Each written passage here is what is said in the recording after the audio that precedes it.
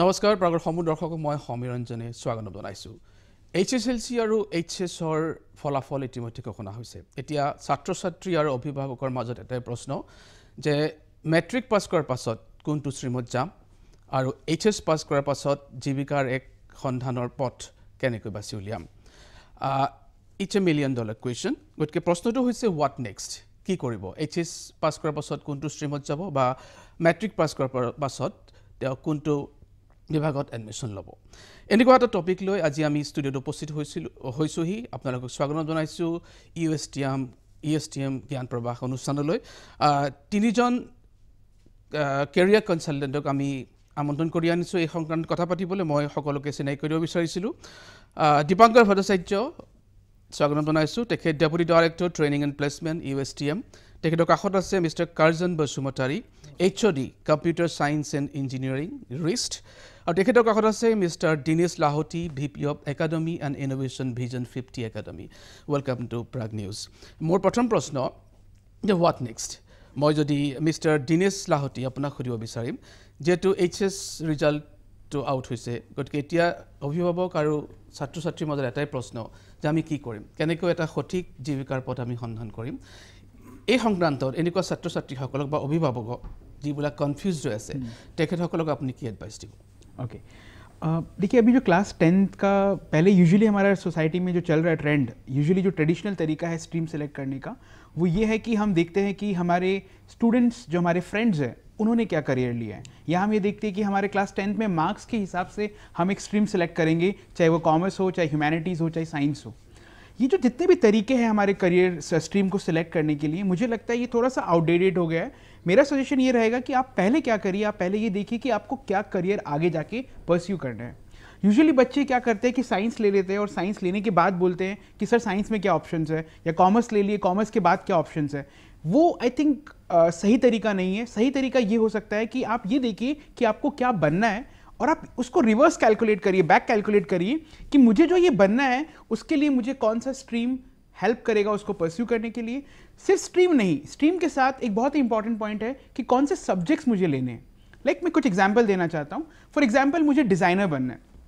I want to become a game designer, और I want to become a graphic designer, या मुझे UI UX designer बनना है। तो मेरे लिए साइंस लेना है, या कॉमर्स लेना है, या आर्ट्स लेना है। अभी ये डिपेंड करेगा। इनफैक्ट डिज़ाइन करने के लिए आप तीनों फील्ड से आगे जा सकते हैं, राइट। पर अगर आपको मान लीजिए पायलट बनना है, तो अगर आपको पायलट बनना है तो आपको फिजिक्स एंड मैथ्स लेना बहुत ज़रूरी है। बिना फिजिक्स एंड मैथ्स के आप पायलट नहीं बन पाएंगे। तो मैं बच्चों से यही सजेशन देना चाहूँगा, और पेरेंट्स जो देख रहे हैं, कि आप पहले ये प्रश्न पूछिए कि आपके बच्चे को क्या बनना है। मैं हमेशा कहता हूँ कि इट्स लाइक गूगल मैप। जैसे हम गूगल मैप में क्या करते हैं, हम अपना डेस्टिनेशन सिलेक्ट करते हैं कि हमें यहाँ जाना है। आप करियर को भी ऐसे प्लान करिए कि मुझे ये बनना है, और ये बनने के लिए मुझे कौन से स्कूल, कौन से कॉलेजेस, कौन से एग्जाम्स, कौन से डिग्री, कौन से बैचलर प्रोग्राम लेना है। वो आई थिंक मुझे लगता है आपको ज़्यादा हेल्प करेगा। बिकॉज काफ़ी करियर्स है जिसके लिए बच्चों को ये नहीं पता कि मेरे को पढ़ना क्या है। कल ही मुझे कॉल आया, मुझे एपिडेमियोलॉजिस्ट बनना है सर, मुझे सर फॉरेस्ट्री में इंटरेस्ट है, मुझे एक्टर बनना है, राइट। तो आप जो भी बनना चाहते हैं, अगर आप पहले वो प्रश्न पूछिए अपने से, और फिर आप कैलकुलेट करिए कि उसको बनने के लिए मेरा एजुकेशन मुझे कैसे सपोर्ट करेगा, मेरे डिग्रीज, मेरे स्ट्रीम, मेरे सब्जेक्ट्स, आई थिंक वो ज़्यादा अच्छा तरीका रहेगा to select a right stream for a student. Sorry to interrupt you mister Lahoti. আৰু এটা কথা আহি পৰে, কিছুমান গাৰ্জেন থাকে তেওঁলোকৰ কিবা এটা মন যায় যে তেওঁলোকৰ ল'ৰা ছোৱালীয়ে কিবা এটা বেলেগ এটা ছাবজেক্ট লৈ পঢ়ক, কিন্তু তাৰ এগেইনষ্টত ছাত্ৰ ছাত্ৰী বা সন্তানৰ বেলেগ এটা ষ্ট্ৰীমত তেওঁলোকৰ মন, কোনোবাই মিউজিকত যাব বিচাৰে বা কোনোবাই স্পৰ্টছত যাব বিচাৰে, কিন্তু ঘৰৰ ফালৰ পৰা প্ৰেছাৰ পায় যে এনেকুৱা এটা ছাবজেক্টহে ল'ব লাগে। তেনেকুৱা যিখিনি কনফিউজন আছে, সেই তেনেকুৱা পেৰেণ্টছ বা তেনেকুৱা ষ্টুডেণ্টক আপুনি কি এডভাইচ দিয়ে। सो देखिए, ये बहुत ही आपका रेलिवेंट क्वेश्चन है, और ये मैं हर दिन डील करता हूँ एज ए करियर कोच। तो मैं हमेशा ये कहता हूँ कि देखिए, पेरेंट्स का क्या कंसर्न है। पेरेंट्स का कंसर्न है कि मेरा बच्चा खुश रहे, मेरा बच्चा एक ऐसे करियर में जाए जहाँ पे उसको हर तरीके से कोई दिक्कत नहीं हो। Not only with the idea कि वो अच्छे से काम करे, but at the same time वो अच्छे से अर्न भी करे, क्योंकि हम ये सब जानते हैं ये एक बहुत प्रैक्टिकल चीज़ है, राइट। तो पेरेंट्स का वो कंसर्न रहता है। ऑन द अदर हैंड बच्चों का क्या कंसर्न रहता है कि हमको ऐसा कोई करियर चूज करना है जहाँ पे मेरा इंटरेस्ट लाई करे, जहाँ पे मुझे उसको पढ़ के बहुत अच्छा लगे, और जहाँ पे मेरा चांसेस है ज़्यादा उसमें उस स्किल को लेके I can grow more, right. तो मैं हमेशा कहता हूँ लाइक देखिए पेरेंट्स को हमें ये सोचना है कि हमारे जो अनवांटेड ड्रीम मतलब जो हमारे पहले के जो ड्रीम्स थे या हम चाहते हैं कि मेरा बेटा IAS ऑफिसर बने या मेरी बेटी डॉक्टर बने, आई थिंक ये हमें भी बहुत ज़रूरी हो गया है ये समझना कि आज से 15 साल पहले 20 साल पहले डॉक्टर्स, इंजीनियर्स, लॉयर्स ये सब टॉप करियर्स होते थे, यही सिर्फ करियर्स थे जहाँ पे आपको एक अच्छा मीन्स मिलता था। बट आजकल ऐसा नहीं है। आजकल आप अगर आपको बहुत अच्छा लगता है टेक्नोलॉजी, आप डिज़ाइनर बन सकते हो, आप कोई भी अच्छे प्रोग्रामिंग करके आप you can make your means. आप अच्छा अगर गाना गाते हो तो भी आप बहुत अलग अलग तरीके से you can make your means now. तो अभी 21st सेंचुरी में ये एक अच्छा बात हो गया है, thanks to technology, thanks to the means that are available. तो उसके लिए मुझे लगता है कि पेरेंट्स को भी ये समझना जरूरी है। On the other hand student को ये समझना जरूरी है कि जो पेरेंट्स कहना चाहते हैं वो है उनका, आप जो भी फील्ड सिलेक्ट करिए, try to build a skill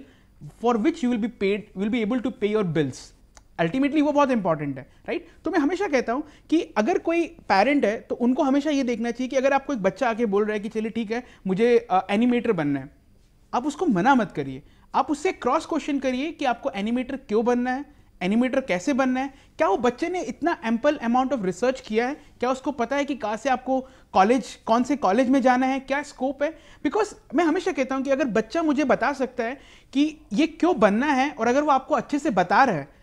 आपके जितने भी क्वेश्चंस अगर वो एड्रेस कर रहा है, तब वो एकदम सही डायरेक्शन में जा रहा है, बिकॉज वो एक इन्फॉर्म डिसीजन ले रहा है, ना कि एक सोसाइटी में एक ट्रेंड है या ट्रेंड को फॉलो कर रहा है, right? Because career is a very personal choice, है ना? तो हमें ये समझना जरूरी है। तो मैं पेरेंट्स को हमेशा एनकरेज करूंगा और इस प्लेटफॉर्म के थ्रू भी बोलना चाहूंगा, आप जरूर अपने बच्चे से पूछिए और आप उसको सपोर्ट करिए उस करियर के बारे में और जानने के लिए। आज हम हमेशा सेलिब्रेट कर रहे हैं लवलीना का एंड अदर गोल्ड मेडलिस्ट या अदर ओलंपिक्स में जो पार्टिसिपेंट, हम उनकी सेलिब्रेशन कर रहे हैं, उनको हम चीयर कर रहे हैं। बट आप अगर देखें उनके बैकग्राउंड में उनके पेरेंट्स का बहुत बड़ा रोल रहा है उसमें, उन्होंने उनको सपोर्ट किया है इन डिफरेंट वे, राइट? जब कुछ भी करियर नहीं दिखता तो आप सपोर्ट करते हो, that is the role of parent. तो आप बिल्कुल उनसे गाइड करिए। आप, मैं हमेशा कहता हूं एक दूसरा एस्पेक्ट कि अगर किसी आपके बच्चे को कुछ भी बनना है, लेट्स से फॉर एग्जांपल उनको न्यूज़ एंकर बनना है, तो आप मिलाइए उनसे जो ऑलरेडी न्यूज़ एंकर है। आपको अगर डॉक्टर बनना है, आप उनको मिलाइए लोगों से, बिकॉज ये बहुत जरूरी है। जब वो बच्चे उन लोगों से मिलेंगे तो उनको और ज्यादा समझ में आएगा कि वो सही सोच रहे हैं या वो गलत सोच रहे हैं। तो डेफिनेटली पेरेंट्स का बहुत ही इंपॉर्टेंट रोल है। आपने बहुत ही एक रेलिवेंट सवाल पूछा है एंड बहुत ही इंपॉर्टेंट सवाल पूछा है, and eight the same time student को भी समझना जरूरी है कि पेरेंट्स मना नहीं कर रहे हैं, पेरेंट्स अश्योर होना चाहते हैं कि आप सक्सेस रहो, आप अपना स्किल के थ्रू अपना एक मीन्स, अपने जो बेसिक एक्सपेंसेस है वो आप इंडिपेंडेंट बन सको अच्छे से। तो आपको भी पेरेंट्स का रिस्पेक्ट करना चाहिए उस कंसर्न को, एंड आई थिंक आप वो अगर करेंगे तो आपके ये जो प्रॉब्लम है ये काफ़ी अच्छे से सॉल्व हो जाएगा। Thank you very much mister Lahoti. मैं যাব বিচাৰিম মিস্টাৰ দীপাংকৰ ভট্টাচাৰ্য। আপুনি যেহেতু deputy director training and placement USTMৰ, গতিকে ষ্টুডেণ্টসকলে জানিব বিচাৰিব যে 10+2 পাছ কৰাৰ পাছত বা ক্লাছ 10 পাছ কৰাৰ পাছত কেনেকুৱা ধৰণৰ ট্ৰেইনিং বা প্লেচমেণ্ট আপোনালোকৰ আছে বা দিব পৰা যায় জীৱনৰ সঠিক এটা কেৰিয়াৰ বাছনি কৰিব? হয়, আল্টিমেটলি গৈ থৈ পেলাই আপোনাৰ মই যিকোনো ফিল্ডতে নাযাওঁ কিয়, যেনেকৈ দিনেশ ছাৰে ক'লে, চ' প্লেচমেণ্ট এটা খুব ৰেলেভেণ্ট ফিল্ড হয়। আল্টিমেটলি মোৰ সংস্থাপনটো ক'ৰবাত লাগিবই। চ' মই সদায় কওঁ কেৰিয়াৰ যিটো হয় সেইটো দুটা ধৰণে হয়, এটা ইজ কেৰিয়াৰ বাই চইচ আৰু এটা হ'ল কেৰিয়াৰ বাই চান্স। চ' বাই চইচ যদি হয়, মই কেৰিয়াৰটো কৰি পেলাই মই সুখতো থাকিব পাৰিম, আৰু ছেকেণ্ড বস্তুটো হ'ল বাই চান্স যদি হয় তেতিয়াহ'লে মই কেৰিয়াৰটো গঢ়িম কিন্তু মই কষ্টত থাকিম। চ' প্ৰথম বস্তুটো খুব ইম্পৰ্টেণ্ট হ'ল যে আমি প্ৰপাৰ এটা কেৰিয়াৰ কাউন্সেলিং এটা হওক। আমাৰ এই শ্ব'টোৰ জৰিয়তে হয়তো আমি টিপ অফ দি আইচবাৰ্গ অকণমানহে চাগে ক'ব পাৰিম, কিন্তু এটা ফৰ্মেল কেৰিয়াৰ কাউন্সেলিং য'ত আনকি চাইক'মেট্ৰিক টেষ্ট এটা হয়, য'ত আপোনাৰ ইণ্টাৰেষ্ট আৰু এবিলিটিটো ওলাই পৰে, য'ত মই গম পাম আচ্ছা মোৰ এই পাৰ্চনেলিটিৰ সৈতে, এইখিনি স্কিলৰ সৈতে বা এইখিনি অৰ্হতাৰ সৈতে মই এইকেইটা লাইনত যাব পাৰিম। আজি মই কথা নপতা ল'ৰা এটা, মই কথা পাতি ভাল নাপাওঁ, মই আইচলেটেড হৈ থাকি ভাল পাওঁ, চ' ডেট ডাজন্ট মিন যে মই ক'ৰবাত কাৰণে ফিট নহয়, মই চাগে একাউণ্টছৰ জবটো খুব ভালকৈ কৰিম, মই ফুল ফ'কাছ কৰিম। ষ্টুডেণ্টবিলাক আপোনালোকে কেনেকৈ গ্ৰুম কৰে? আমাৰ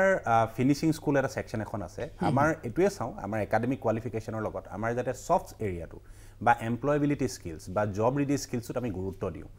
আমি যেতিয়া জব ৰেডি স্কিল বুলি কওঁ বহুতখিনি স্কিল আহি পৰে, দে আৰ লাইক মোৰ দেন 50 স্কিলছ, কিন্তু সেই স্কিলকেইটা আচলতে আমি ধৰক ইউনিভাৰ্চিটিত বা কলেজত এমাহ 2 মাহ 3 মাহত আমি দিয়া বস্তু নহয়, সেইটো আমি দিলেও সেইটো জাষ্টিফাই নহয়। কিছুখিনি কোৱালিটি যেনেকৈ আমি ছফ্ট স্কিলছ বুলি যদি কওঁ, ক্ৰিটিকেল থিংকিং হওক, প্ৰব্লেম ছলভিং হওক, আৱেগৰ লগত ফেৰ মৰা হওক, উদ্বিগ্নতা নিয়ন্ত্ৰণ কৰা, এই বস্তুখিনি আচলতে অভাৰনাইট হোৱা বস্তু নহয়, এইটো এটা প্ৰেক্টিছ হয়। চ' সো আমাৰ ইউনিভাৰ্চিটিত আমি এটো ইভেন্টুৱেলি আমাৰ যেতে ষ্টুডেন্ট এডমিশন হয় তেতিয়াৰ পৰা আমি অলপ অলপকে দিয়া চেষ্টা কৰো যাতে by the time they graduate তেওঁলোকৰ এট লিষ্ট ৰেডি হৈ যায় ওকে মিস্টাৰ ভট্টাচাৰ্য এটা ব্ৰেকৰ সময় অকমান সময় ৰব লাগিব মই আকৌ আপোনাৰ ওচৰলৈ আহিম প্ৰিয় দৰ্শক এটা সব বাণিজ্য বিৰতি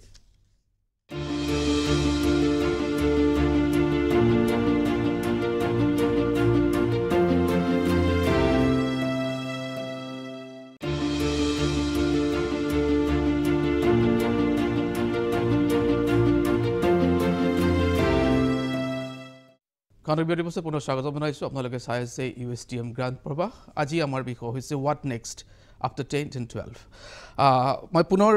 দীপাংকৰ ভট্টাচাৰ্য আপোনাৰ ওচৰত যাব বিচাৰিম আপুনি কিছুমান স্কিলৰ কথা কৈ আছিল হয় সো প্ৰথম কথাটো কলো মই যে চইচ আৰু চান্সৰ কথা সেকেন্ড বস্তুটো হ'ল মই জিএ সিলেক্ট কৰিছো যেনেকৈ দিনেশ লাউতি ছাৰে কৈছে মই কিয় হে সাবজেক্টটো লৈছো বা মই কিয় হে ফিল্ডটো বাছি লৈছো খুব এটা গুৰুত্বপূৰ্ণ প্ৰশ্ন হয় মোৰ যদি কিয়টোৰ উত্তৰ থাকে তেতিয়া সকে মই কেনেকে হে বস্তুলে যাব লাগে বা কেনেকে আগবাঢ়ি যাব লাগে তাৰ কাৰণে আমাৰ বিভিন্ন অনুষ্ঠান আছে বিভিন্ন মেন্টৰছ আছে যোনে গাইড কৰিব পাৰিব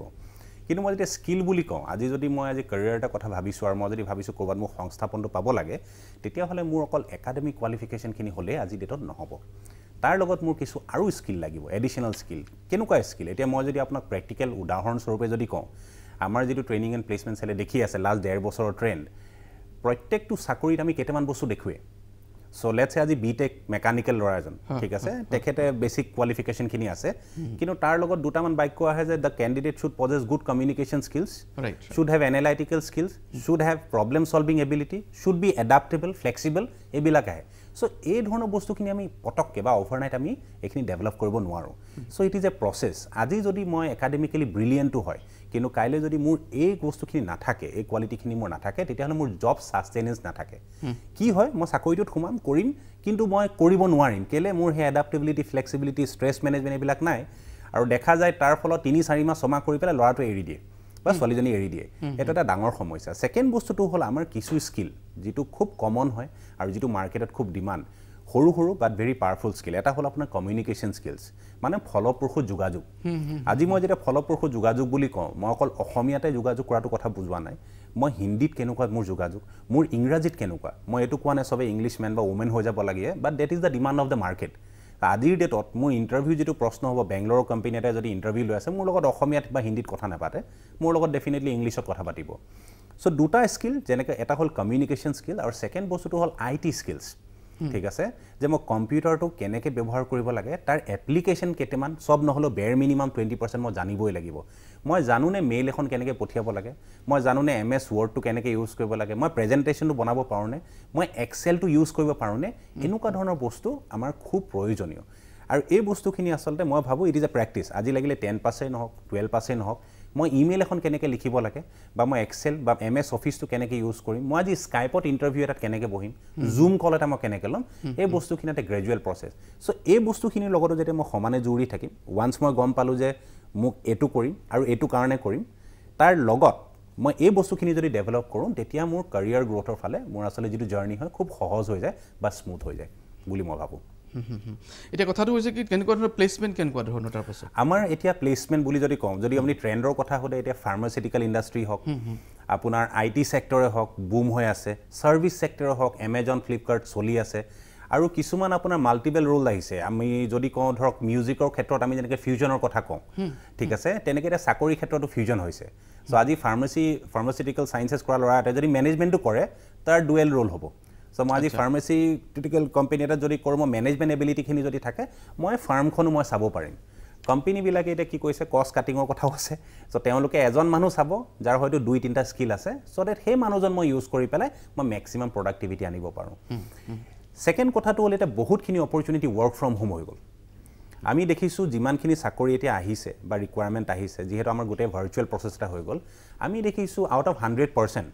more than 30% jobs are work from home তাৰ মানে আজি বেংগলোৰ মুম্বাই দিল্লীৰ চাকৰি এটা মই গুৱাহাটীত মোৰ নিজৰ হুৱা কোঠালিটোত বহি পেলাই মই চাকৰিটো কৰি থাকিব পাৰোঁ 3 নম্বৰ বস্তুটো যেটো আমি দেখিছো অকল আমি টেকনিক্যাল গ্ৰেজুৱেটছ বা একাডেমিক্যালি বা ডিপাৰ্টমেন্টাল ষ্টুডেন্ট বুলিয়ে নহয় কাৰবাৰ যদি হবি আছে কাৰবাৰ যদি ইন্টাৰেষ্ট আছে তেনুকা ধৰণৰ চাকৰি এটা খুব এভেইলেবল হৈছে মই ৰিসেন্টলি আপোনাক উদাহৰণ এটা দিব পাৰোঁ বাইজুজ আপোনালোকে নামটো শুনিছে থাকে সো তেওঁলোকে এটা হায়াৰ কৰি আছে মিউজিক টিচাৰ্ছ মানে গিটাৰ টিচাৰ্ছ হায়াৰ কৰি আছে অনলাইন বা মিউজিক গান গোৱা ভোকেলিষ্ট বিচাৰি আছে সো এনেকুৱা ধৰণৰ বস্তুবিলাক হলে কি হয় মোৰ স্কোপটো আৰু বাঢ়ি যায় আজি যদি কাৰবাৰ ক্ৰিয়াৰ প্ৰতি ইন্টাৰেষ্ট আছে কাৰবাৰ কলাৰ প্ৰতি ইন্টাৰেষ্ট আছে মই হেতু পাৰসু কৰিব পাৰো at the comfort of my home আৰু মই কৰবাত হে 2 পইচা আৰ্নো কৰিব পাৰো মোৰ ক্যাৰিয়াৰটো মই ডেভেলপ কৰিব পাৰো by the way which sectors are safe for post pandemic situation post pandemic মই কম anything that is work from home is safe কিন্তু মই ভাবো এটা গ্ৰেজুৱেলি মানুহৰ একসেপ্টেবিলিটি বাঢ়ি গৈছে আৰু আমাৰ ষ্টুডেন্ট আছে যোনে চাকৰি পাইছে যোনে চাকৰি বিচাৰিছে এটা বস্তুটো এনেকুৱা হল যে you know almost like a do or die situation তাৰ মানে কি হয় আমি চাকৰিটো অকল আৰ্ন কৰিম বুলি কাৰণে নহয় আমি এই উদ্দেশ্যটো ৰাখো যে চাকৰি এটা কৰে শিকিব কাৰণেও আজি যদি আমাৰ কোনোবা কমিউনিকেশনৰ প্ৰবলেম আছে কাৰবাৰ তেতিয়া হলে কমিউনিকেশন শিকাটো বেষ্ট ওয়েটো হল হি কমিউনিকেট কৰি থাকিব লাগিব ঠিক আছে সো আজি লেটস সে মই উদাহৰণ দিব পাৰো আজি বিপিওৰ জব এটা আহিছে যেটো আমি কল সেন্টাৰ বুলি কওঁ আৰু মানুহে এটো খুব বেয়া ধৰণে চাই কল সেন্টাৰৰ চাকৰি নিচিনা বুলিয়ে কিন্তু মই কওঁ আজি যদি কোনোবা এজন ল'ৰা বা ছোৱালী যদি কল সেন্টাৰত সমা চাকৰি কৰি লয় মই ভাবো তেওঁ কমিউনিকেশন স্কিল যেটো হ'ব হেতু আপোনাৰ নৰ্মেল ট্ৰেডিশনাল ট্ৰেইনিংতকে বহুত ভাল হ'ব আপুনি লাইভ কাস্টমাৰৰ লগত কথা পাতিব সো মই ভাবো কিছু সংস্থাপন আসলতে গুটে জাৰ্নিটোৰ কাৰণে খুব ইম্পৰ্টেন্ট হয় আৰু এনেকুৱা ধৰণৰ স্কিল যদি আনিব লাগে মই ভাবো ইট ইজ ভেৰি ইম্পৰ্টেন্ট আজি চাকৰি আমাৰ যিকিটা আহিছে আমাৰ দুটা স্কিল বিচাৰি আছে এটা হল আপোনাৰ ল্যাপটপ থাকিব লাগিব কানেকশন থাকিব লাগিব সেকেন্ড হল you should have excellent communication skills right তাৰ মানে আজি যদি মোৰ একিটা বস্তু আছে তাৰ মানে মই ঘৰতো আজি চাকৰিটো মই কৰি থাকিব পাৰিম ঠিক আছে ধন্যবাদ জনাইছো আপোনাক মই মিস্টাৰ কাৰ্জন বসুমতি আপোনাৰ ওচৰত যাব বিচাৰিম আপুনি HOD computer science and engineering technology resistor হয় আৰু বৰ্তমান সিচুৱেচনটো ক্লাছ 10 বা ক্লাছ 12 পাছ আউট যি সকল এবাৰ হৈছে তেখেতসকলক কি এডভাইস দিব কম্পিউটাৰ সায়েন্সৰ বা কিবা যদি ল'ব বিচাৰে বা ইঞ্জিনিয়াৰিং যাব বিচাৰে ইঞ্জিনিয়াৰিং সেক্টৰত নিশ্চয় মই আমাৰ যোনটো ষ্টুডেণ্ট ৰিসেন্টলি জনে পাছ হল 10 আৰু 12 হিহঁতক মই নিশ্চয় হিহঁতৰ যদি কেপাবিলিটি আছে হিহঁতৰ ফ্যামিলি ব্যাকগ্ৰাউণ্ডটো যদি ষ্ট্ৰং বা হিহঁতে যদি পঢ়া শুনাত ভাল তেনেহলে নিশ্চয় আমাৰ ইঞ্জিনিয়াৰিং ফিল্ডটো হিহঁতে চুকু বন্ধ কৰি ল'ব পাৰে কেলে মই কৈছো যোনটো ওহা 10 বছৰ বা 20 বছৰৰ যোনটো দিন আহি আছে তেতিয়া আপুনি টেকনলজি কমপ্লিট চেঞ্জ দেখা পাব এতিয়া যোনটো আমি চেঞ্জ দেখা পাই আছো ইয়াতকে বেছি চেঞ্জ হৈ যাব আমাৰ টেকনলজি যেনেকৈ ইয়াৰ মেইন ৰিজনটো হয় কমপ্লিটলি এআই আৰ্টিফিচিয়েল ইন্টেলিজেন্সত এতিয়া কনভাৰ্ট হ'ব গৈ আছে তাৰপিছত আপুনি যদি কয় এতিয়া এআৰ VR augmented reality and virtual reality যোনটো এতিয়া স্কোপ আহি আছে তাতে আপোনালোকে অলৰেডি যেনেকৈ মোবাইল বোৰৰ যেতিয়া কথা পাতে তেতিয়া আপুনি বেলেগ ফিচাৰ্স লাগাই যেতিয়া আপুনি কথা পাতে কিবা কেতিয়াবা মেকুৰী টাইপ হয় বা বেলেগ এইবোৰ হল আগমেন্টেশন ৰিয়েলিটি আৰু এইটো ভাৰ্চুৱেল ৰিয়েলিটি বুলি কয় এইবোৰ আমাৰ এনে টেকনিক্যাল টাৰ্মছত পাব্লিকে এনে ইমান বুজি নাপাব তথাপিও মই কৈ দিছো বাৰু টেকনলজি যিমানে দিন আহি থাকিব টেকনলজি ইমানে ডেভেলপ হৈ গৈ থাকিব আৰু ইয়াৰ মেইনলি ৰোল ল'ব আমাৰ কম্পিউটাৰ সায়েন্সে বেলেগ ডিপাৰ্টমেন্টও আছে নিশ্চয় কিন্তু আমাৰ কম্পিউটাৰ সায়েন্সে বেছিকৈ ৰোল ল'ব যেনেকৈ মই আপোনাক যদি কওঁ যোৱা 2 বছৰ ধৰি এতিয়া 2 বছৰ হ'ব ধৰিছে পেণ্ডেমিক সিচুৱেচন যোনটো আমাৰ কন্টিনিউয়াছলি চলি আছে এটা পিছত এটা ইয়াতে আপুনি চাব maximum organisation it may be from the US or it may be from the other country or other state maximum চাকৰি to computer science computer science মানে জানা লাগিব ইঞ্জিনিয়াৰিং হ'ব লাগিব আইদাৰ ইঞ্জিনিয়াৰিং নহলে BCA বা কিবা এক্সপাৰ্ট ইন কম্পিউটাৰ মই কিন্তু আপোনাৰ ৰখাম আৰু এটা ব্ৰেকৰ সময় হৈ যায় তাৰ আগতে মই এটা কথা এটা সুধিব বিচাৰিম আপুনি এটা ৱৰ্ড ইউজ কৰিলে যে যদি ফ্যামিলি ব্যাকগ্ৰাউণ্ডটো ষ্ট্ৰং হয় what does it mean মানে পেৰেন্টছৰ কথা ক'ব বিচাৰিছে নেকি ইয়া নিশ্চয় মই পেৰেন্টছৰ ক'ব বিচাৰিছো কেলে আজিকালি বাহিৰত যদি আপুনি পঢ়িব যায় বা আপুনি ঘৰৰ পৰা ওলাই আহে তেনেহলে ফ্যামিলি ব্যাকগ্ৰাউণ্ডটো বহুত দৰকাৰী হয় যেটা ফাইনান্সিয়ালি হওক বা ইয়া মেন্টালিটি হওক যি নহওক ফ্যামিলি যদি লৰাক সাপোৰ্ট নকৰে বা ছোৱালীক সাপোৰ্ট নকৰে তেনেহলে ষ্টুডেন্টৰ সাকসেস হোৱাটো আজিকালি খুব কম দেখা যায়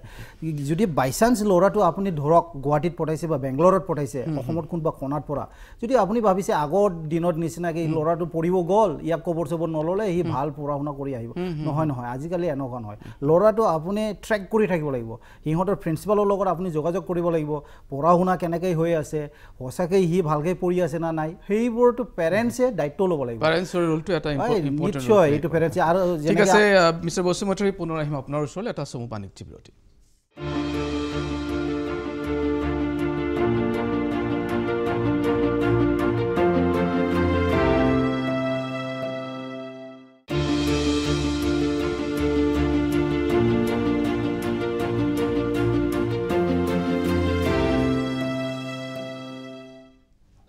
কনক বিৰতিৰ পাছত পুনৰ স্বাগতম জনাইছোঁ আমি কথা পাতি আছোঁ ক্লাছ 10 আৰু ক্লাছ 12ৰ পাছ আউট কৰাৰ পাছত হোৱাট নেক্সট, ইয়াৰ পাছত তেওঁলোকে কি কৰিব।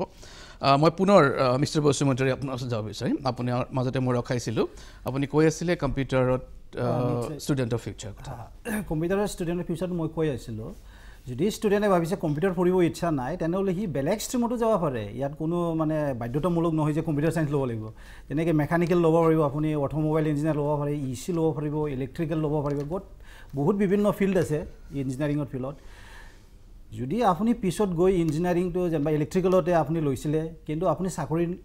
কিবা কাৰণত বাৰু আপুনি ইণ্টাৰেষ্ট নহ'ল বা চাকৰি আপুনি নাপালে, তেনেহ'লে তথাপিও আপুনি কম্পিউটাৰ চায়েন্সত আকৌ আহিব পাৰে শ্বৰ্ট টাৰ্ম কোৰ্চ লৈ কিনে। যেনেকৈ ইয়াৰ কাৰণে মই আপোনাক যদি বুজাওঁ, চাইবাৰ ছিকিউৰিটি আছে আমাৰ, তাৰপিছত আৰ্টিফিচিয়েল ইণ্টেলিজেন্সৰ যদি কিবা আপুনি টেকন'লজি শিকি লয়, তেতিয়া আপোনাৰ ডেটা এনালিটিক্সটো কওক আপুনি, যোনটো মই আগতে কৈছিলোঁ AR VR কথা। মেইনলি এতিয়া আপুনি যদি চাব যায়, যোনটো আমাৰ নিয়াৰ future, data analytics having a big scope, তাৰপিছত আপুনি ডেটা মাইনিং আছে আমাৰ, এনেকৈ বহুত ধৰণৰ স্ক'প আছে। এণ্ড ৰিচেণ্টলি যোনটো বুমিং এতিয়া, যিটো আমাৰ ইণ্ডিয়াত আহি পোৱা নাই, এইটো হ'ল বিটকইনছ, যোনটো আপোনালোকে শুনিছে। বিটকইনছ যোনটো মানে ব্লক চেইন বুলি কয়, ব্লক চেইনৰ থ্ৰুদি আমি মানে কইনছটো ডেভেলপ কৰোঁ, তাতে মানে আমি ক্ৰিপ্টোগ্ৰাফি ব্যৱহাৰ কৰোঁ, মানে ছিকিউৰিটিৰ মেছেজটো হাইড কৰি কিনে। তাৰ কাৰণে আমি মানি ট্ৰেন্সফাৰে হওক বা যিকোনো ইনফৰমেশ্যন কাৰোবাক যদি শ্বেয়াৰ কৰিব লাগে, সেইটো one of the best solution, মানে আপুনি এইটো হাইড কৰি ৰখাৰ কাৰণে। এইটো মানে গোটেই ইনফৰমেশ্যনটো ব্লগ ৱাইজ এইটো ষ্ট'ৰ হৈ যাব। এটা কোনোবা ব্লগত ষ্ট'ৰ হ'ব, কোনোবা ব্লগত বেলেগ এটাটো ষ্ট'ৰ হ'ব, ঠিক তেনেকৈ আমি লাষ্টত গোটেই ইনফৰমেশ্যনটো পাই যাম। এইটো বহুত ভাল অপশ্যন, মানে ছিকিউৰিটি পাৰপাছত। ঠিক তেনেকৈ বেলেগ ডিপাৰ্টমেণ্টো আছে, এইটো মই নকওঁ যে আপুনি অকল কম্পিউটাৰ চায়েন্স কৰিব লাগে, বেলেগ মেকানিকেল আপোনাৰ যদি ইণ্টাৰেষ্টেড আছে, মেকানিকেল, তাৰপিছত আপুনি ইলেক্ট্ৰিকেলো কৰিব পাৰে, এয়াৰক্ৰাফ্ট মেইনটেনেঞ্চ কৰিব পাৰে, এৰ'স্পেচ, বহুত বিভিন্ন ধৰণৰ আছে। কিন্তু মই এজ এ কম্পিউটাৰ চায়েন্স মানে ফেকাল্টি হয়, তাৰ কাৰণে মই কম্পিউটাৰ চায়েন্সটো অলপ বেছিকৈ জোৰ দিছোঁ। তাৰপিছত আমাৰ লাহোটি ছাৰে অলৰেডি বহুত ধুনীয়াকৈ কথা পাতিছে এবাউট মানে কি ধৰণৰ বিভিন্ন ইণ্টাৰাপ্ট কৰিব বিচাৰিম। আমি কথা পাতি আছিলোঁ যিসকলে পাৰফৰ্মাৰ অলৰেডি পাৰফৰ্ম কৰিছে, ভাল ৰিজাল্ট কৰিছে, যিবিলাক নন পাৰফৰ্মাৰ ষ্টুডেণ্ট আছে তেখেতসকলৰ ইয়াৰ কাৰণেও মই আৰু অপশ্যন মোৰ তাত আছে। এই অপশ্যনটো যেনেকৈ সিহঁতে কম্পিউটাৰ চায়েন্স ইঞ্জিনিয়াৰ হ'ব নালাগে বা বেলেগ ইঞ্জিনিয়াৰ হ'ব নালাগে, কিন্তু ছফ্টৱেৰ ইঞ্জিনিয়াৰ নহয়, বেলেগ যেনেকৈ সিহঁতে আপোনালোকে আজিকালি দেখিছে ইউটিউবাৰ হৈ কিনে পইচা কামাই আছে মানুহবোৰ। তাৰপিছত এফিলিয়েট মাৰ্কেটিং যোনটো হয় আমাৰ, এফিলিয়েট মাৰ্কেটিঙত নহয় যে সি কম্পিউটাৰ চায়েন্সৰ বেকগ্ৰাউণ্ড হ'ব লাগিব, এটা হাউচ ৱাইফো কৰিব পাৰে, এটা পঢ়া শুনা নাজানা ল'ৰা সি যদি অকল মোবাইলটো টিপিব পাৰে, সিও কৰিব পাৰিব। ঠিক তেনেকৈ ডিজিটেল মাৰ্কেটিঙত ইয়াত কোনো স্পেচিফিকেশ্যন নাই যে সি যে ইঞ্জিনিয়াৰ হ'ব লাগে, ই নৰ্মেল গ্ৰেজুৱেটো হ'ব পাৰে বা higher secondary pass, even matric পাছবোৰো এইটো কাম কৰিব পাৰে। তাৰ কাৰণে বিভিন্ন ফিল্ডত বিভিন্ন আমাৰ আছে, কিন্তু মই এইটোৱে ছাজেষ্ট কৰোঁ বাচ্চাবিলাক যাতে ভাল ফিউচাৰ হওক। তাৰ কাৰণে কেলৈ আপুনি য'তে ত'তে এডুকেশ্যনটো ল'ব পাৰিব, কিন্তু যোনটো ফিউচাৰ প্ৰস্পেক্ট, য'ত আপুনি মানে ফিউচাৰৰ শ্বাইন হ'ব বিচাৰিছে, তেনেহ'লে আপুনি এটা ভাল কেৰিয়াৰ অপশ্যন বিচাৰিব লাগিব না। इसके बारे में आप क्या बोलते हैं सर जी? सर लाइक भाई जैसे कि आपने जैसे पॉइंट बोला कि टेक्नोलॉजी में भी बहुत ज़्यादा चेंजेस आ रहा है और वो हर फील्ड को अफेक्ट करेगा ही करेगा। जैसे आप आर्टिफिशियल इंटेलिजेंस का एग्जांपल ले रहे, तो ऐसा नहीं है कि AI तो एक ऐसा टूल है जो almost I think every industry को वो अफेक्ट करेगा। जैसे कंप्यूटर्स जब आए थे, जिसको हम बोलते हैं डिजिटाइजेशन जब होना स्टार्ट हुआ था, तो काफ़ी लाइक बैंक्स हो या हर ऑलमोस्ट स्पेशली बैंक्स में कंप्यूटर्स आने लग गया था। तो उस कंप्यूटर्स आने के लिए काफ़ी लोग थे जो बैंक में, जिनको ये अपोजिशन हो रहा था कि हम ये नहीं यूज़ करेंगे कंप्यूटर्स, मतलब एक रेजिस्टेंस था। बट आप देखिए अभी कंप्यूटर्स हर जगह, हर बैंक में कंप्यूटर्स यूज़ हो ही रहे हैं। तो सर ने आपने जो कहा कि कंप्यूटर साइंस का एक फील्ड है, मैं उसमें ऐड ये करना चाहूँगा कि computer science as a tool भी बहुत सारे करियर्स है जहाँ पे कंप्यूटर साइंस के प्रिंसिपल्स एंड टेक्नोलॉजी के प्रिंसिपल्स यूज़ करके आप अच्छा करियर परस्यू कर सकते हैं। लाइक डिजिटल मार्केटिंग में आप अलग से कोडिंग वगैरह नहीं करेंगे, बट आप you will still use the ideas and processes of like जो बेसिक आपका कंप्यूटर का जो नॉलेज है, या जिसको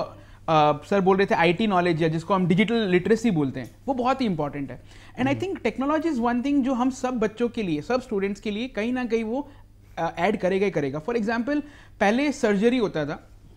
पहले आप डॉक्टर से जब मिलते थे तो आपके लिए एक ही ऑप्शन था कि आप जाके पर्सनली जाके विजिट करिए। अब उसमें भी डेटा साइंस लग रहा है, उसमें भी टेलीपैथी हो रहा है, उसमें भी देयर आर टेक्नोलॉजी के इनोवेशंस हो रहे हैं, जिसकी वजह से आप आज अगर गांव में एक रिमोटली अगर आपको एक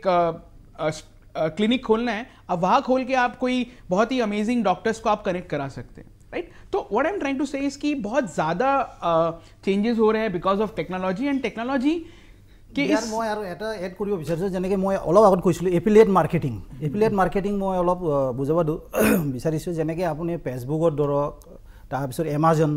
যিকোনো এটা ৱেবছাইট ধৰি লওক আপুনি যেনেকৈ এমাজন ফ্লিপকাৰ্ট সিহঁতে এটা অপশ্যন কি দিয়ে এফিলিয়েট মাৰ্কেটিং মানে কি সিহঁতেই চেল কৰিব প্ৰডাক্টটো সিহঁতৰে কিন্তু আপোনাৰ থ্ৰু দি সিহঁতে এডভাৰটাইজ কৰাব আপোনাৰ নেটৱৰ্কটো ল'ব সিহঁতে ফেচবুকৰ পৰা বা টুইটাৰৰ পৰা বা বিভিন্ন ছ'চিয়েল নেটৱৰ্ক ছাইটছৰ পৰা সিহঁতে আপোনাৰ নেটৱৰ্কটো লৈ কিনি কি কৰিব সিহঁতে মানে পাব্লিকলৈ এই এডভাৰটাইজটো দেখাব তাৰপিছত পাব্লিকে এট্ৰাক্ট হৈ কিনে এই বস্তুটো কিনিব এইটো হৈছে এটা এফিলিয়েট মাৰ্কেটিং তাতে আপুনি কোনো কোডিঙৰ দৰকাৰ নাই জাষ্ট আপুনি ক্লিক কৰিব লাগে এই এডটো আপুনি কপি পেষ্ট কৰিব লাগে তাৰপিছত আপোনাৰ ছ'চিয়েল নেটৱৰ্ক যিমান ছাইট আছে তাতে আপুনি দি দিয়ক তাৰপিছত কাষ্টমাৰে যদি এইটো ভাল পায় প্ৰডাক্টটো তেনেহ'লে কিনিব তাৰপাছত আপুনি ইয়াৰ পৰাও পইচা কামাব পাৰিব এই পইচাটো ডাইৰেক্ট আপোনাৰ বেংকত মাহে মাহে যাব ঠিক তেনেকৈ বহুত বিভিন্ন ধৰণৰ আমাৰ কম্পিউটাৰ চায়েন্সে অপৰচুনিটি দিছে তাৰ কাৰণে মই ভাবোঁ this is one of the best option okay ধন্যবাদ জনাইছোঁ মিষ্টাৰ বসুমতাৰী আন এটা ব্ৰেকৰ সময় ব্ৰেকৰ পাছত পুনৰ ঘূৰি আহিম চাই থাকিব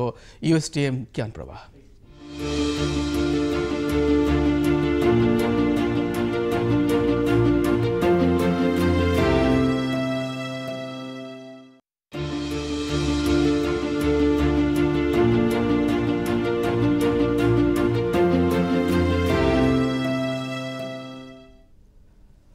কাৰণ বিৰতি পাছত পুনৰ স্বাগতম জনাইছোঁ আপোনালোকে চাই আছে USTM জ্ঞান প্ৰবাহ মই এতিয়া পুনৰ যাব বিচাৰিছোঁ মিষ্টাৰ দিনেশ লাহোটি আপোনাৰ ওচৰলৈ 10+2 ক্ৰেক কৰাৰ পাছত বহুতো এণ্ট্ৰেন্স এক্সাম থাকে যিবোৰ কথা বহুত ষ্টুডেণ্ট বা অভিভাৱকে নাজানে গতিকে আপুনি অলপ এণ্ট্ৰেন্স এক্সামৰ বিষয়ে ক'ব লাগে যে আফটাৰ 12 যে কেনেকৈ প্ৰিপেৰেশ্যন কৰিব বা ক'ত কেনেকৈ ধৰণৰ এণ্ট্ৰেন্স আছে তেওঁলোকে অকণমান ইনফৰ্মেশ্যন দিব নেকি ओके सो लाइक 12 के बाद आप देखेंगे अगर हम जब कॉलेज जाते हैं तो कॉलेज जाने के लिए कोई यूनिवर्सिटी ज्वाइन करने के लिए दो रास्ते हैं इंडिया के कॉन्टेक्स्ट में बता रहा हूँ अब्रॉड का थोड़ा अलग प्रोसेस है इंडिया में दो रास्ते हैं या तो आपका वो एग्जाम आपको जब कॉलेज में एडमिशन मिलेगा या तो आपके 12th के मार्क्स से मिलेगा या आपको कोई एक एंट्रेंस एग्जाम देना पड़ेगा अभी क्या हुआ है बिकॉज ऑफ पैंडेमिक अभी एक मैक्सिमम यूनिवर्सिटीज़ क्या फील कर रहे हैं कि हम 12th के मार्क्स पे हमारा एडमिशन रुका हुआ था तो क्यों ना हम 12th में भी एक अपना यूनिवर्सिटी का एक अपना खुद का एक एंट्रेंस टेस्ट बना लें इनफैक्ट काफ़ी सारे कोर्सेज हैं जिसके लिए ऑलरेडी एंट्रेंस टेस्ट होते ही थे अभी यूजुअली एक धारणा रहता है कि एंट्रेंस तो सिर्फ साइंस के स्टूडेंट को देना होता है और साइंस में भी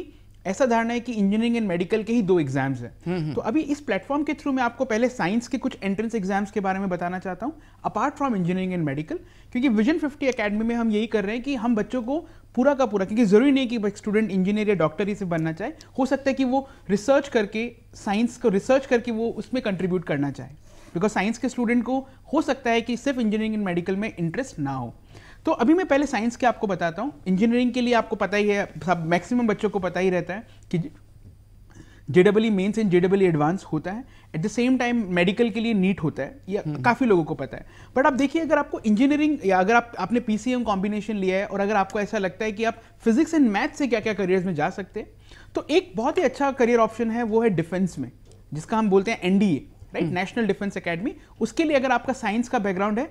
आप कॉमर्स और आर्ट्स के भी जा सकते हैं NDA में जो आर्मी विंग है उसमें आप साइंस कॉमर्स आर्ट्स तीनों से जा सकते हैं बट एक बच्चे जो गलती करते हैं कि 11-12 में मैथ्स आप जरूर लीजिएगा अगर आप NDA को टारगेट कर रहे हैं और अगर आपको एयरफोर्स या नेवल में जाना है नेवी में जाना है तो आपको फिजिक्स एंड मैथ्स दोनों चाहिएगा सिमिलरली अगर आपको आर्किटेक्चर बनना है या इसका एक डिग्री होता है बैचलर ऑफ आर्किटेक्चर या bachelor of planning B plan या B आर्क उसके लिए आप JEE मेंस का ही एक पेपर 2 होता है एंड पेपर 3 होता है आपको वो अटेम्प्ट लेना होता है और एक एग्जाम होता है नाटा NATA छोटा नहीं NATA is the exam for architecture exam national aptitude test in architecture इसके अलावा आप देखिए कि ये तो हो गए हमारे technical mainly engineering K around careers but आप देखिए एग्रीकल्चर क्योंकि हमारा जो राज्य है वो काफ़ी एग्रीकल्चरल बेस्ड है तो एग्रीकल्चर में हमें बच्चे चाहिए क्योंकि यूजुअली लोगों का धारणा होता है कि एग्रीकल्चर सिर्फ फार्मर को रिलेट करते हैं ये मैंने बच्चों से स्टडी किया कि मैंने पूछा उनसे कि आपको एग्रीकल्चर से क्या लगता है करियर तो मैक्सिमम बच्चे फार्मर सोचते हैं बट ऐसा बिल्कुल नहीं है एग्रीकल्चर में फार्मर का रोल डेफिनेटली बहुत इंपॉर्टेंट है बट फार्मर को एम्पावर करने के लिए आप रिसर्च करके आप अच्छे टेक्नोलॉजी बना के आप बहुत ज़्यादा कंट्रीब्यूट कर सकते हैं and country like India which is mainly agro based हमें बहुत ज़्यादा लोग चाहिए एग्रीकल्चरल इंजीनियर या एग्रीकल्चरल साइंस या फॉरेस्ट्री या हॉर्टिकल्चर सेरिकल्चर एग्रोनॉमी ये सारे करियर ऑप्शंस अवेलेबल है ICAR, Indian council of agricultural research, ये एक अपना खुद का एक एंट्रेंस एग्जाम करते हैं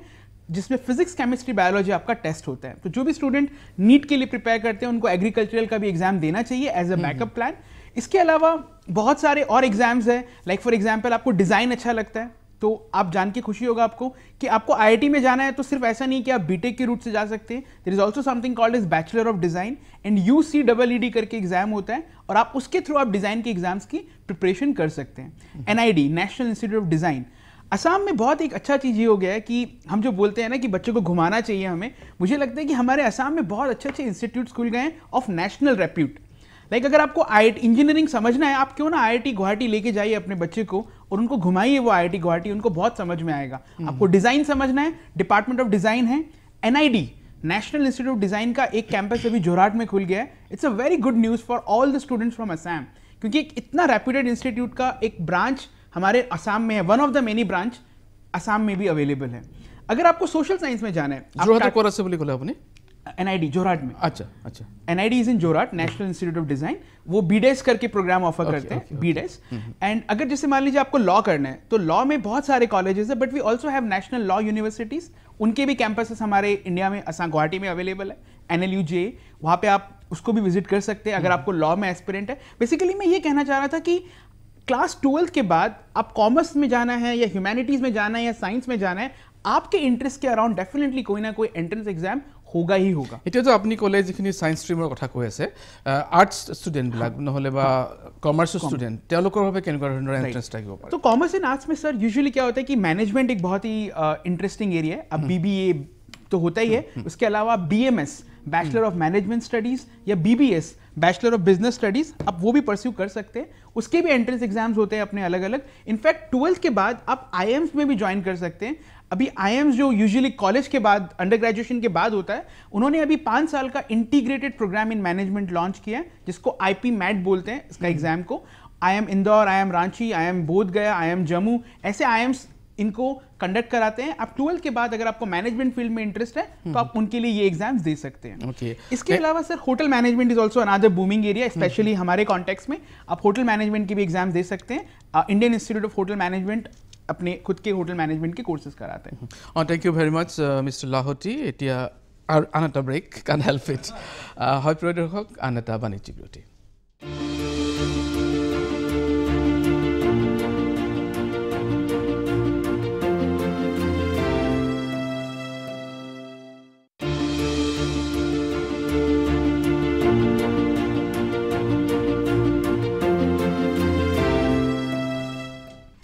কানেক্টেড পাছত পুনৰ স্বাগতম জনাইছোঁ।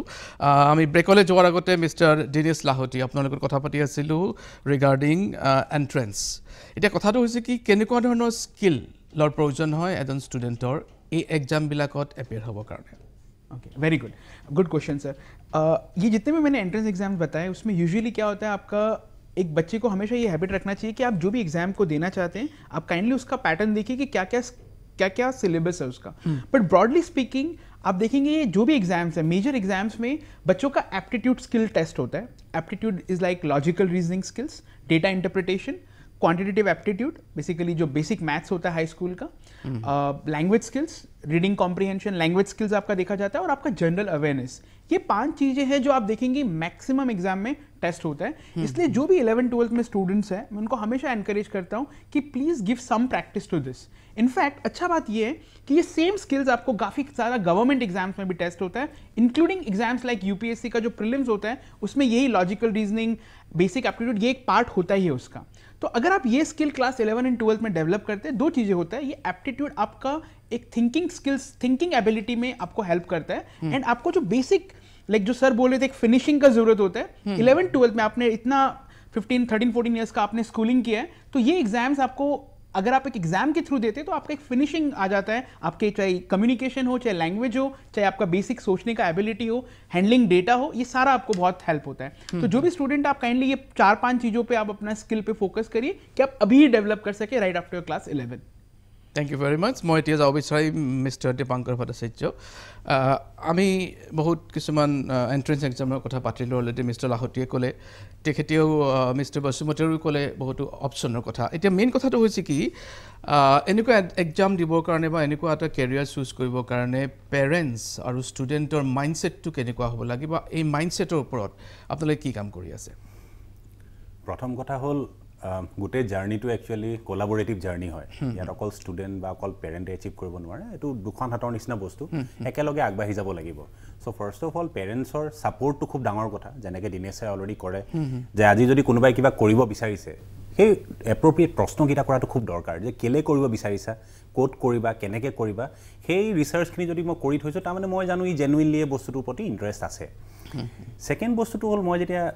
প্ৰিপেৰেশ্যন মই ষ্টুডেণ্টৰ ফালৰ পৰা ক'ম যে আমি হেল্ডি হৈ থাকিব লাগিব, আমি সুস্থ হৈ থাকিব লাগিব ডিউৰিং দিছ টাইম।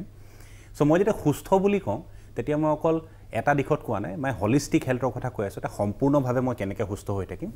চ' যদিও আমি হলিষ্টিক হেল্থ বুলি ক'লে 7-8টা দিশ আছে, মই 3টা দিশৰ ওপৰত কথা পাতিব বিচাৰিম।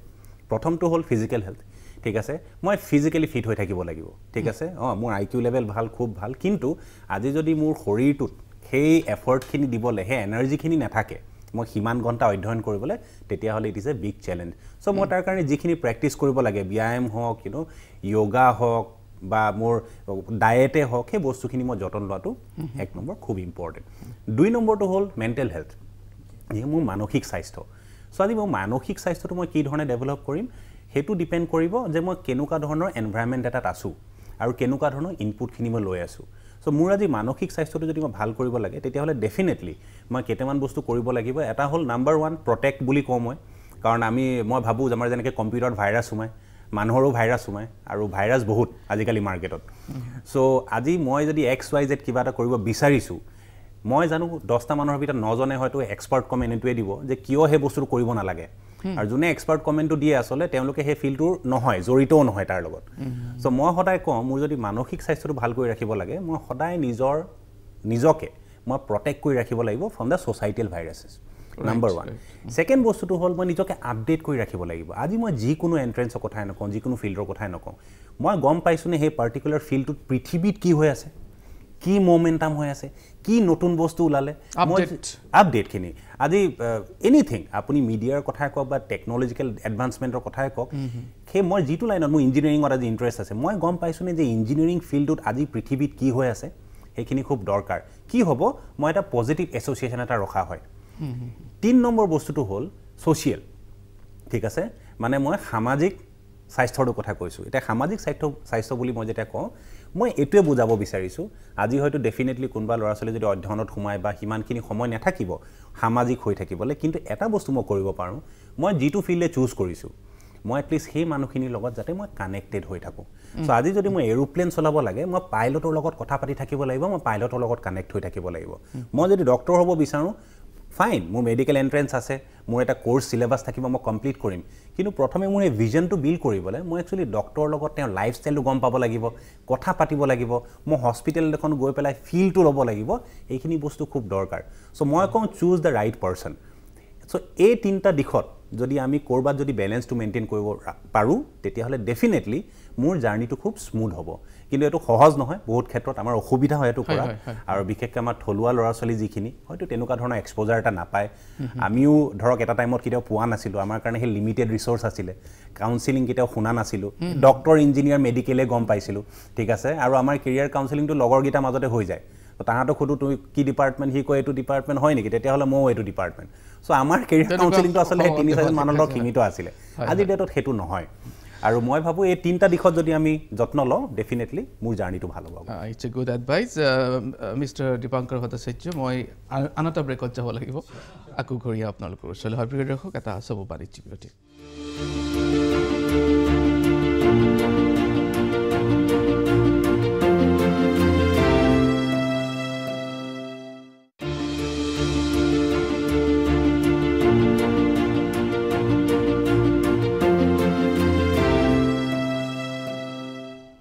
কাৰণ বিৰতিৰ পাছত পুনৰ স্বাগতম জনাইছোঁ। আমি পাতি আছোঁ what next after 10th and after 12। মই পুনৰ যাব বিচাৰিম মিষ্টাৰ কাৰ্জন বসুমতাৰী। আপুনি যিহেতু HOD computer science and engineering wrist মই জানিব বিচাৰিম ৰিষ্ট বা USTMত কম্পিউটাৰ বা ইঞ্জিনিয়াৰিঙৰ বাহিৰত কি কি ধৰণৰ বিভাগ আছে আৰু কেনেকৈ ছাত্ৰ ছাত্ৰীসকলক আপোনালোকে সহায় কৰি আছে নিশ্চয় এই বিষয়ত মই ক'ব পাৰিম আমাৰ যোনটো regional institute of science and technology এইটো বেলেগ এণ্টিটি হয় আৰু USTM বেলেগ এণ্টিটি হয় কিন্তু এইটো এটা মালিকৰে হয় ছাৰ আমাৰ মহবুল হক ছাৰ অ'নাৰ হয় তাতে আমাৰ যোনটো ৰিষ্ট হয় এইটো নেহু এফিলিয়েশ্যন নেহু মানেতো গোটেই জানে এইটো north eastern hill university central university তাৰ পৰা আমাৰ যোৱা 11-12 বছৰত আমি ডিগ্ৰী দি আছোঁ তাৰপিছত আমাৰ এইটো AICTE ৰিকগনাইজ হয় আমাৰ ৰিষ্টৰ আণ্ডাৰত আমি মেইনলি 5টা ডিপাৰ্টমেণ্ট আছে computer science civil engineering mechanical engineering electrical and electronics engineering আৰু বেলেগে আমাৰ ইলেক্ট্ৰনিক্স ইঞ্জিনিয়াৰিং আছে গোটেইখিনি এলং উইথ ইয়াৰ বাহিৰে আমাৰ USTMত বহুত বিভিন্ন বিভাগ আছে যেনেকৈ আমাৰ ফাৰ্মাচী আছে ফিজিঅ'থেৰাপি আছে তাৰপিছত বিজনেছ ষ্টাডিজ আছে ল' আছে কমাৰ্চ আছে বহুত বিভিন্ন ধৰণৰ কোৰ্চ আছে তাৰপিছত মই স্পেচিয়েলি মই আমাৰ অসমৰ ল'ৰা ছোৱালীৰ কাৰণে মই জাষ্ট এটা এডভাইচে দিব খোজোঁ আপোনালোকে এইটো কম্পালচাৰি নহয় যে ইঞ্জিনিয়াৰিং পঢ়িব লাগিব ডক্টৰে পঢ়িব লাগিব এইটো মই নকওঁ আপোনালোকে বেলেগ বেলেগ বিভিন্ন ধৰণৰ কোৰ্চ আপোনালোকে অপ কৰিব পাৰে বা ল'ব পাৰে যেনেকৈ আমাৰ লাহোটি ছাৰে অলৰেডি ক'লে এগ্ৰিকালচাৰিং তাৰপিছত ভেটেনাৰী ছায়েন্স তাৰপিছত মই আৰু এটা এড কৰিব বিচাৰিছোঁ আমাৰ যোনটো য়ং ল'ৰা ছোৱালী সিহঁতে চাৰ্টাৰ একাউণ্টেঞ্চিতে সিহঁতে এটা কেৰিয়াৰ অপশ্যন হিচাপে ল'ব পাৰে তাৰপিছত সিহঁতে এইটো কোম্পানী ছেক্ৰেটাৰী এটা কেৰিয়াৰ অপশ্যন হিচাপে ল'ব পাৰে এইবোৰ বহুত বুমিং ছেক্টৰ সদায় মানে আমাৰ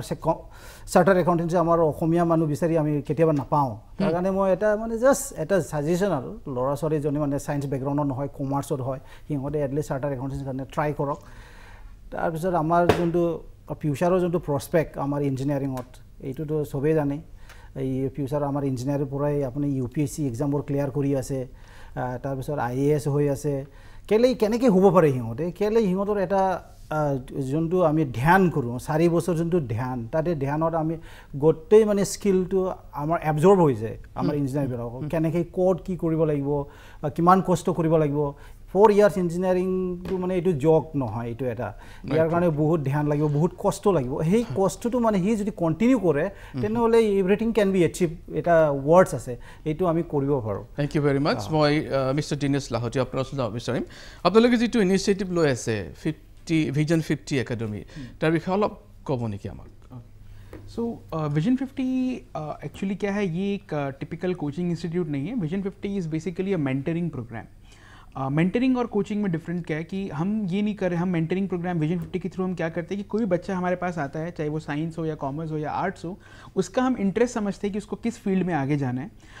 अभी जो हम प्रोग्राम रन कर रहे हैं वो है इंजीनियरिंग एंड मेडिकल के entrance exams and civil services के लिए हम क्लास 11 से ही उनको बच्चों को ग्रूम कर रहे हैं फॉर UPSC एग्जाम्स और APSC के लिए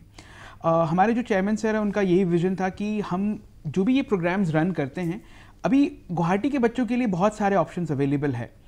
बट आप देखेंगे कि जो इंजीनियर्स एंड डॉक्टर्स क्योंकि हमारे पैंडेमिक में हमने ये रियलाइज़ किया कि डॉक्टर्स की कितनी इंपॉर्टेंस है और ये कितना ज़रूरी है कि रूरल एरिया से भी डॉक्टर निकले तो अभी हम क्या कर रहे हैं विजन 50 का जो हमारे पहले 3 सेंटर्स है हमने करीमगंज डिस्ट्रिक्ट में हमने स्टार्ट किया है central public school Badarpur central public school Patharkandi and women's college है सर का वहाँ पे उसमें हम लोग ये प्रोग्राम तीनों सेंटर्स में वहाँ रन कर रहे हैं एंड हमारे USTM कैंपस के अंदर हम बच्चों को एक इंटीग्रेटेड मतलब एक हॉलिस्टिक क्योंकि बच्चे जब बाहर से आते हैं गुवाहाटी से तो उनको एक हॉस्टल फैसिलिटी भी चाहिए एक 24/7 एक्सेस चाहिए उनको मेंटर्स का तो हम एक तरफ से क्या कर रहे हैं हम एक सिस्टम बना रहे हैं जहाँ पे हम रूरल एरियाज़ के बच्चों को एड्रेस कर सके ताकि वो एक कॉम्पिटिटिव एग्जाम्स को प्रिपेयर कर सके विजन 50 में 50 का कॉन्सेप्ट ये है कि 50 बच्चों को जो मेरिटियस बच्चे हैं हम उनको 100% स्कॉलरशिप दे रहे हैं और 51 I was about to ask this question what does vision 50 actually mean 50 means कि 50 बच्चों को फ्री में पढ़ाएंगे ताकि उन बच्चों को मतलब ऐसे बहुत सारे बच्चे हैं और पैंडेमिक ने और बुरा ही किया है सिचुएशन जिनके पास टैलेंट है मेरिट है पर उनके पास प्लेटफॉर्म नहीं है ये एक एस्पेक्ट है दूसरा हमने क्या किया है कि हम जितने भी एक्सपीरियंस मेंटर्स है नॉर्थ ईस्ट में जो भी बेस्ट फैकल्टीज है botany zoology physics chemistry maths उन सबका हमने एक टीम बना लिया एंड सबने एक कॉमन प्लेटफॉर्म पे आके हम एक सिस्टम बनाने की कोशिश कर रहे हैं जहाँ पे बच्चा जो भी प्रिपेयर करना चाहे साइंस स्पेशली साइंस के फील्ड में वो अच्छे से प्रॉस्पर कर सके not only on engineering and medical but apart from जो भी इनके अलाइड करियर ऑप्शंस अवेलेबल है उनको हेल्प कर सके तो अभी हमारा ऑलरेडी एडमिशन चल रहा है vision50.org इज आवर वेबसाइट आप देख सकते हैं उसमें आपके अगर बच्चे को अगर 12th के बाद अगर आप डिसाइड करें कि हमें 1 साल का गैप ईयर देना है तो हमने एक गुरुकुल सिस्टम जो होता है कि रेसिडेंशियल एक प्रोग्राम हम रन करें, बिकॉज एक बहुत कॉमन रहता है कि बच्चा जब गुवाहाटी आता है तो डिस्ट्रैक्ट हो जाता है, तो हम उनको एक अपने ही फिजिक जो सर ने बोला माइंडसेट के ऊपर बहुत इंपॉर्टेंट पार्ट है, physical emotional as well as जो उनको टेक्निकल एंड जो स्किल्स चाहिए वो हम सारा एक होलिस्टिक प्रोग्राम में बिल्ड करते हैं जो कि विजन 50 एकेडमी के माध्यम से हम कर रहे हैं। धन्यवाद जनाइছোঁ। মই আমাৰ সময় প্ৰায় শেষ হৈ আহিছে। মই তিনিজন পেনেলিষ্টক মিষ্টাৰ দীনেশ লাহোটি ডাঙৰীয়া, দীপাংকৰ ভট্টাচাৰ্য ডাঙৰীয়া, কাৰ্জন বসুমতাৰী, আপোনালোক তিনিজনকে ধন্যবাদ জনাইছোঁ। আশা কৰিছোঁ এই তিনিজন অভিজ্ঞ কেৰিয়াৰ কনচালটেণ্টে অভিভাৱক বা ছাত্ৰ ছাত্ৰীসকলক যিখিনি উপদেশ দিলে, যিখিনি বহুমূলীয়া উপদেশ দিলে, এই উপদেশসমূহে নিশ্চয় তেখেতসকলৰ কামত আহিব, নিশ্চয় তেখেতসকলৰ সঠিক জীৱিকা সন্ধানত বাট দেখুৱাব। ইয়াকে কৈ আজি অনুষ্ঠানৰ পৰা মই সমীৰঞ্জনে বিদায় লৈছোঁ। অহা দেওবাৰে পুনৰ এটা নতুন বিষয় লৈ অহা দেওবাৰে 12 বজাত আমি পুনৰ উপস্থিত হ'ম। আজিলৈ আহিছোঁ। ধন্যবাদ।